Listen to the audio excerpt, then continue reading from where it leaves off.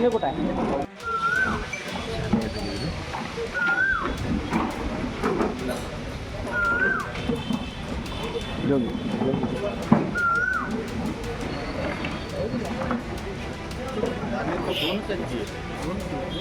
बाजूला कुठं आहे?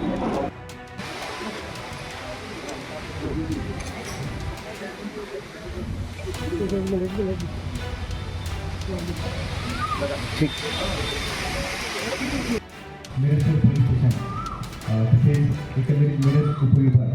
जे मिरज ग्रामीणच्या कारवाईबद्दल बोलतो.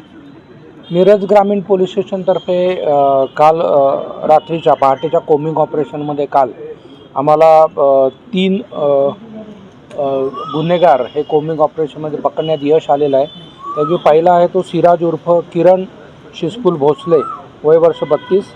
हा पारधीवस्ती लिंगनूर बोलवाड इथला आहे आणि याच्यावर मूळ म्हणजे याच्यावर आपल्या सांगली जिल्ह्यातच सुमारे 10 ऑफेन्सेस दाखल आहेत.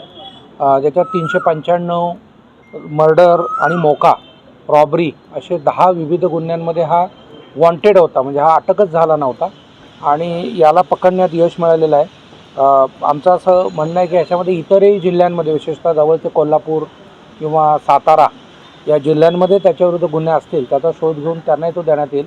परंतु हा एक 2018 पासूनचा पाहिजे असलेला म्हणजे जो अटकच झाला नव्हता असा आम्ही पकडण्यात यश मिळवलेलं आहे. दुसरा एक आरोपी आहे क्रांती जालवा भोसले, हा टाकळी बोलवाड पारधीवस्ती मिरज. याच्यावरही कवठे महाकाळमध्ये 395चा गुन्हा दाखल होता आणि त्याचा आता फरारी होता 2022 पासून फरारी होता. फरारी म्हणजे तो अटक झाला आणि नंतर मग तो बेलवर सुटून मग नंतर त्याच्यावर मला वाटतं वॉन्टेडच आहे. ठीक आहे, मग हा सुद्धा वॉन्टेड आरोपी आहे. वॉन्टेड आरोपी आहे म्हणजे हाही अटक झालेला नव्हता. आधीचा किरण भोसले, आत्ताचा हा क्रांती भोसले असे 2 आणि तिसरा आहे ते विश्वनाथ भोसले, हा टाकळी बोलवाड पारधीवस्ती आणि ह्याच्यावरही रॉबरीचा आत्ताचा लेटेस्ट एक गुन्हा आहे 2026चा, ह्याच्यामध्ये वॉन्टेड होता.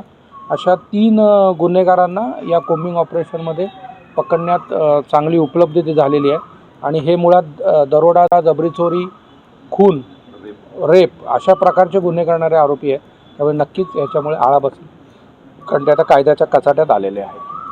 ग्रामीण पोलिसांना या संदर्भात का रिवॉर्ड संदर्भात हो, त्याला चांगलं रिवॉर्ड देण्यात येईल. आमच्या मंथली मीटिंगमध्ये इथे आधीची ते पद्धत असेलच, परंतु मंथली मीटिंगमध्ये चांगले डिटेक्शन, इन्व्हेस्टिगेशन अशा विविध प्रकारे जे वेगवेगळ्या कॅटेगरीमध्ये बक्षिसं दिली जातात ते तिथे त्यांचा सन्मान करणे आणि जी कॅश रिवॉर्ड देण्याची जी मला अधिकार आहे त्याचा SP, तर ते देणे, या दोन्ही गोष्टी त्यात करण्यात येतील. तुम्ही सांगितलं की दामिनी पद्धत आणि हत्यारे असतील किंवा नशेली पदार्थ असतील मुळापर्यंत जाऊन तपासलं जाणार.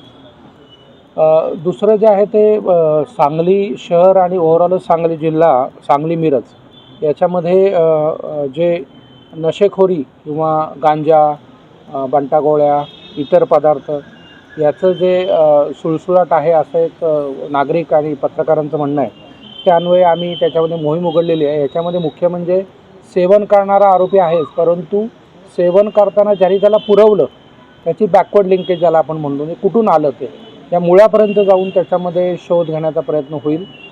याचबरोबर काही प्रमाणात कोयता किंवा इतर वेपन्स याची मोठी मोहीम घेण्यात येईल. मला वाटतं आतापर्यंत 9 वेपन्स आपल्याला भेटलेली आहेत LCB तर्फे आणि इतर पोलिसांतर्फे या वर्षात आत्तापर्यंत.